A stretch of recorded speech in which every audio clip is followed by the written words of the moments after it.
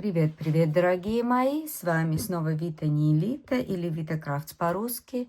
Щирое привитание всем дороженьким от белорусочки. И сегодня я пришла к вам с небольшим видеообзором моего джемпера, который я уже закончила. Вот мой замечательный джемпер. И надеюсь, что мы с вами приятно поболтаем. Я не делала по нему мастер-класс, потому что хотела просто повязать. Приходилось постоянно останавливаться из-за моих проблем со здоровьем, но в принципе он уже готов.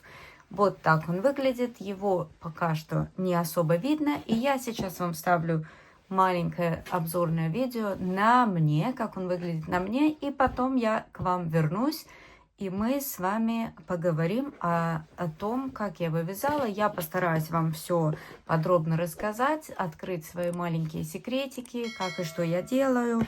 В общем, давайте смотреть.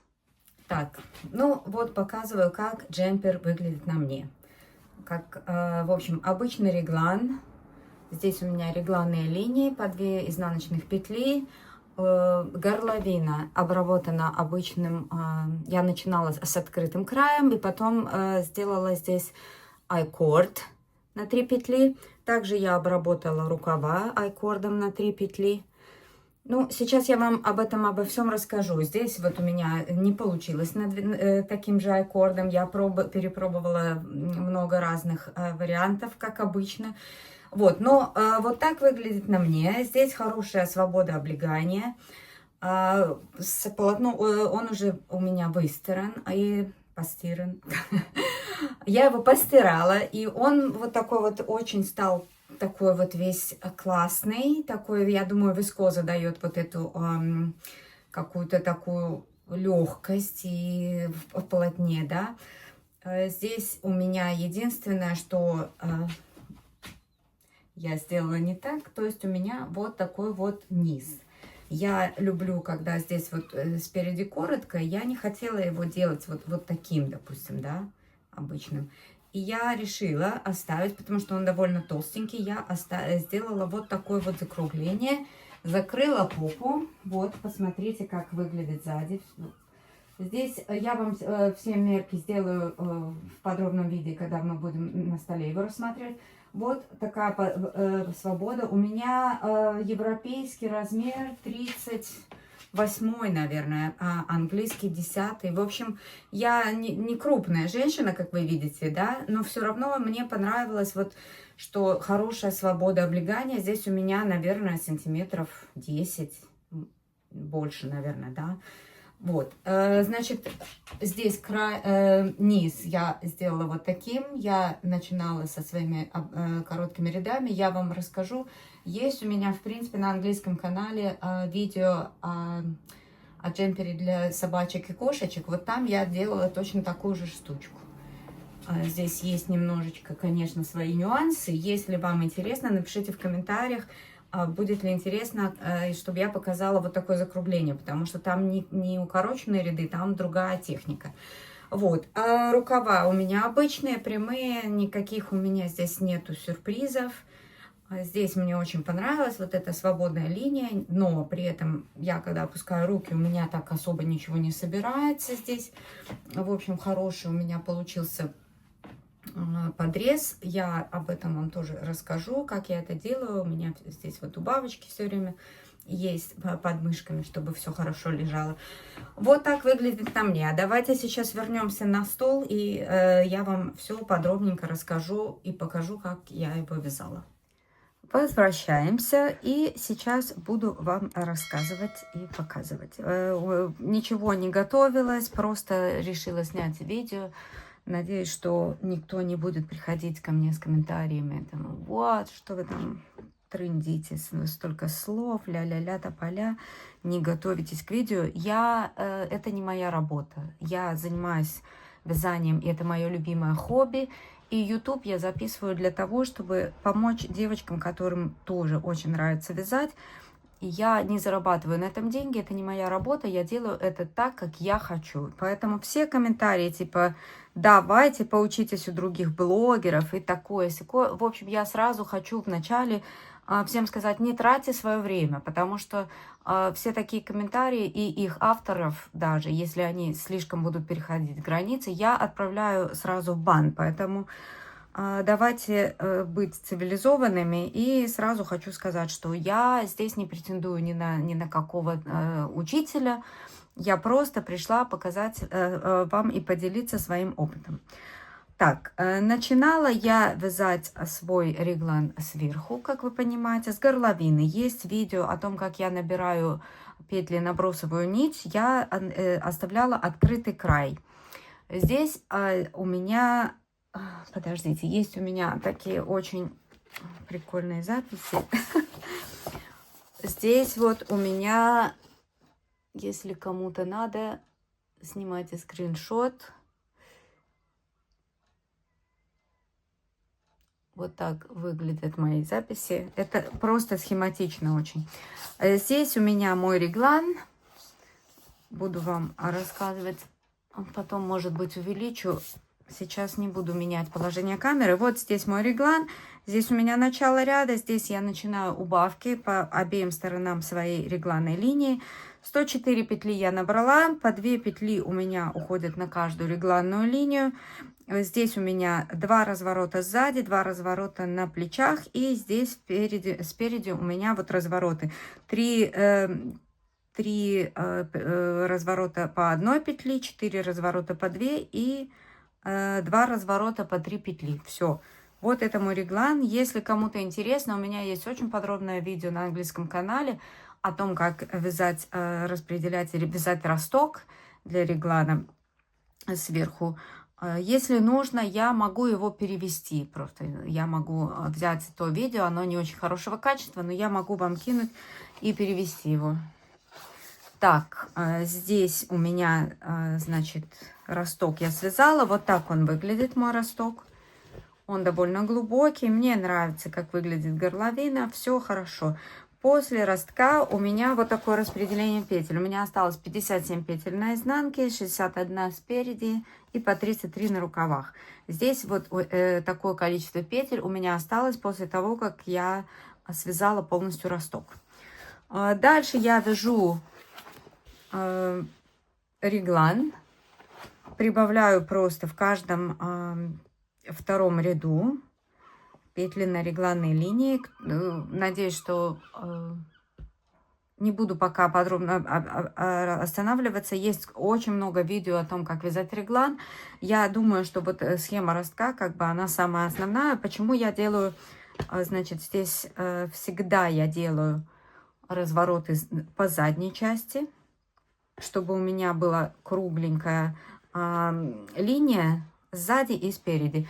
И я вам рекомендую это делать обязательно, потому что это самый, получается, идеальный росток. Если вы хотите поглубже сделать, принцип такой.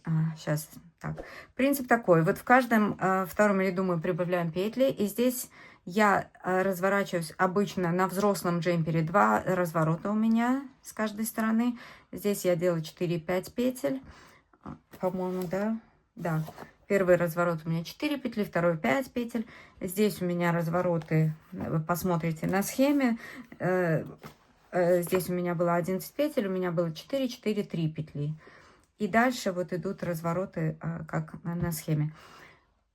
Если нужно видео для новичков, пишите, я переведу свое видео с английского канала. Я его делала давно, и там очень хорошее подробное видео. Дальше вяжем реглан. По реглану. Здесь у меня, я пробовала очень много всяких разных прибавок.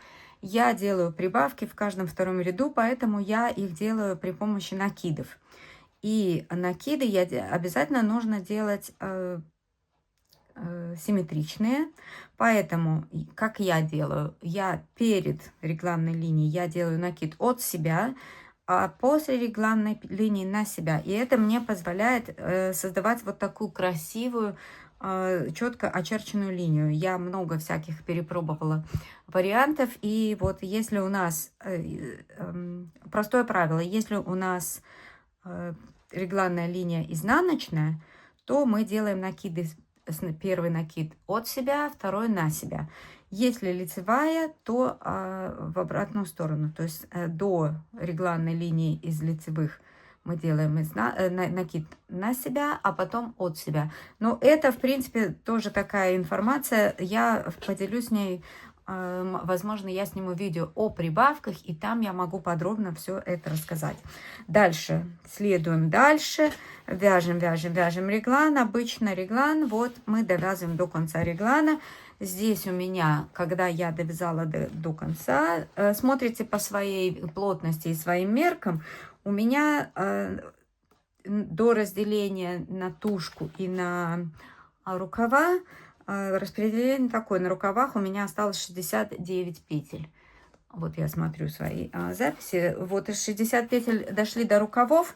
Когда на рукавах 69 петель, я еще пересчитала. У меня получилось напереди 97, на задней части 93. Почему я делаю всегда напереди больше? Потому что мы женщины, и у нас есть грудь. Поэтому я всегда оставляю немножечко больше петель наперед. Поскольку грудь у меня не такая большая, как вы успели убедиться, эта разница у меня невелика. Если вы обладательница шикарного бюста, то не стесняйтесь, оставляйте гораздо больше петель наперед, и для этого вам нужно все в расчетах реглана, это все предусмотреть. На этом останавливаться не будем. Дальше, смотрите, я разделила на перед и спинку. При обычном реглане у меня я не довязываю никаких сзади рядов на спинке, но если, допустим, присутствует какая-то сутулость небольшая, и если вы замечаете, что у вас, допустим, готовая одежда немножко подергивается сзади, можно связать несколько укороченных рядов по спинке вот, в этой части. Дальше я разделилась, я набрала 4 петли для подреза, потому что, в принципе, у меня уже было достаточно петель. Если вам недостаточно, и, опять же, если бюст большой, то можно в подрез добавлять больше петель. Смотрите сами, как там вам. Здесь дальше, что я сделала, смотрите, вот для того, чтобы у меня была вот эта красивая плавная линия, я сделала здесь 3 прибавки сразу после разделения. Я продолжала вязать тушку, и я сделала здесь с двух сторон 3 убавочки, да, вот они, где тут они, на такой пряже не особо это видно, но я сделала 3 прибавки в каждом втором ряду, чтобы у меня получилась вот такая вот небольшая линия. Если не хотите, можете не делать, можете продолжать прямо, но мне нравится, потому что у меня регланная линия довольно длинная получилась. Давайте ее измерим. По переду моя регланная линия составляет 26 сантиметров. Это довольно длинная, поэтому я сделала эти убавки. Здесь у меня по спинке 28 петель. Но это все зависит тоже от ваших предпочтений. Я вообще не призываю никого никогда ничего копировать. Я четко представляла, что мне хочется. Я не хотела эту линию, допустим, короткую, подернутую. Но, в принципе, во взрослом женском джемпере от 23 до 25 сантиметров по переду считается правильная регланная линия. Можете ориентироваться вот по таким меркам. Опять же, если у вас больше размер, то есть тоже в интернете можно легко найти таблицы, в которых будет обозначена, какая регланная линия вам нужна, в зависимости от посадки, в зависимости от того, прилегающий у вас джемпер, свободный, как у меня. В общем, очень много факторов на это влияют. Но вот в моем случае я вам показала свои конкретные мерки. Дальше я сделала эти 3 убавки и продолжила вязать до длины, где вот переды, да. Дальше я оформляла вот этот вот, значит, такой хвостик. Вот, я им пользуюсь в вязании джемперов для собак, ну и, в принципе, вот для людей мне тоже очень нравится вот такая модель, да, она очень хорошо ложится, не нужна ни резинка здесь, и никакая, чтобы там она иногда растягивается, сползает. В общем, вот такой вариант, значит, мне очень нравится. Давайте я переверну джемпер и начнем с вами говорить. Здесь вот у меня боковые части. Как я его вязала? От боковых частей я отсчитала по 20 петель. Справа и слева оставила 20 петель. У меня с левой стороны был... здесь вот у меня маркер, начало ряда. Все, поняла. Так, сейчас расскажу вам. Вот я начинаю и вяжу по спинке, провязываю до маркера. До маркера дошла, вот эти петли мы оставляем, мы их не вяжем. Дошла до маркера, развернулась, никаких не делаем, никаких двойных петель, никаких, как они называются, немецких разворотов. Просто я довязала, развернулась, первую петельку я снимаю, как кромочную, и вяжу дальше. Не довязываю до маркера, да, разворачиваюсь, потом до первого разворота не довязываю 4 петли, да. Вот у меня все шаги будут по 4 петли. От первого маркера у меня будет 5 разворотов по 4 петли, 20 петель. Я не довязываю до первого разворота 4 петли, продолжаю, и здесь то же самое, не довязываю 4 петли, и вот так я вяжу спинку, да. Дошли, значит, развороты по 4 петли, дошли до боковых маркеров, дальше вяжем спинку, да. В зависимости от того, насколько вы хотите здесь скругленность, вы рассчитываете свои, значит, шаги. У меня были шаги 4, 4, 6, 6, 8, 8, 4, 4, 6, 6, 8, 8 петель. Если вы хотите покруглее, то просто продолжайте шаги по 4 петли. И потом, допустим, один шаг 6, один шаг 8. Смотрите, вот если вам нужна вот такая скругленность, как у меня, она не очень сильно выраженная, я делала вот так. 4, 4, 6, 6, 8, 8. Все. Потом, когда мы дошли, значит, до последнего разворота, мы начинаем вязать. Вот доходим до нашей ступеньки. У нас будут здесь ступеньки. И вот в каждой ступеньке мы будем добавлять одну петельку. То есть мы провязали наш шаг 8. Вот дошли до ступеньки. На ступеньке мы добавляем одну петлю. Дальше. Следующая ступенька, одна петля. И вот в этом разница. У нас они укороченные ряды, но потом мы делаем эти все прибавки, чтобы лежало все красиво, чтобы не стягивалось полотно. Если вы свяжете обычные укороченные ряды, допустим, немецкие, или вот как я учила двойняшками, то у вас стянется полотно. Чтобы этого не произошло, мы вот так вот вяжем. Надеюсь, это было понятно. После этого мы переходим к рукавам. Надеваем снятые петли рукавов. Когда мы доходим до разделения, мы снимаем петли на вспомогательную нить. Потом мы ее убираем и довязываем, значит, надеваем петли на рукава. И здесь... Для того, чтобы сделать вот эту вот мою гениальную линию, и для того, чтобы не собирались рукава, потому что если вы будете продолжать вязать рукав прямо, то у вас под мышками могут собираться полотно. И я всегда вот всем и даже советовала, даже в каком-то там чужом видео, значит, как я это делаю. Я оставляю 2 петли посередине и начинаю делать убавочки. В каждом втором ряду вот у меня 1, 2, 3 убавки. Поскольку это толстая пряжа, если тонкая пряжа, вы можете делать 5-6 убавок. Смотрите сами по размеру рукава, посмотрите по своим меркам и плотности, до какой степени вы хотите убрать. Я хотела рукав свободный и обыкновенный, вот такой вот, без всяких там колокольчиков, вот обычный рукав, который я сужаю. После моих 3 убавок я сделала убавки в каждом 10-м ряду. И у меня получилась вот такая форма в каждом 10-м ряду. Здесь я закрыла айкордом в конце. И мой джемпер был готов. Сейчас я вам расскажу про мои перипетии. Значит, что я сделала? Я, когда закрыла свой рукав, я не стала красивенько закрывать и прятать кончики. Я надела эти 3 петли на маркер и оставила, значит, небольшой хвостик и отправила свой джемпер в стирку. И это было правильным решением, потому что после стирки мой джемпер немного вытянулся. Он вытянулся чуть-чуть в длину, совсем немного. Я сделала здесь, у меня где-то он вытянулся на сантиметра 4-5.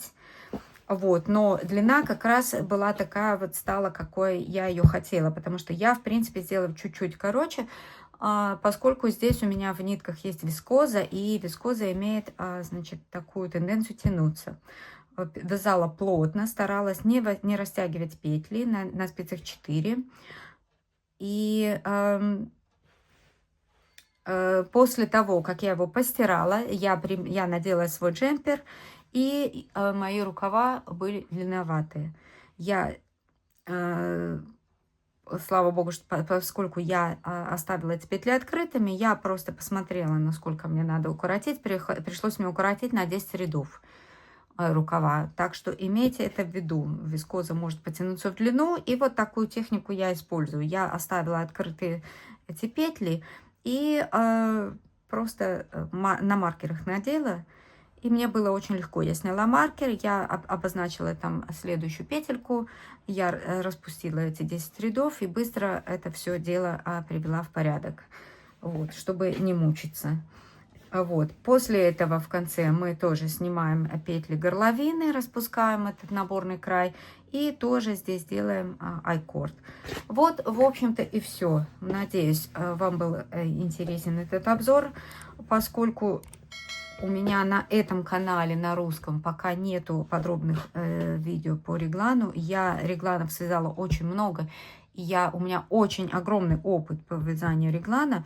Если вам это интересно, я могу сделать отдельное видео и поделиться всеми своими наработками, как я рассчитываю реглан, как я делаю идеальную круглую горловину, как я вяжу круглую кокетку. В общем, у меня опыта очень много. Короче, пишите, давайте общаться. Обязательно оставляйте комментарии, подписывайтесь на канал, чтобы не потеряться. И увидимся в следующих видео. С вами была Вита Нелита или Вита Крафтс по-русски. Крепко обнимаю, целую. Всем хорошего дня.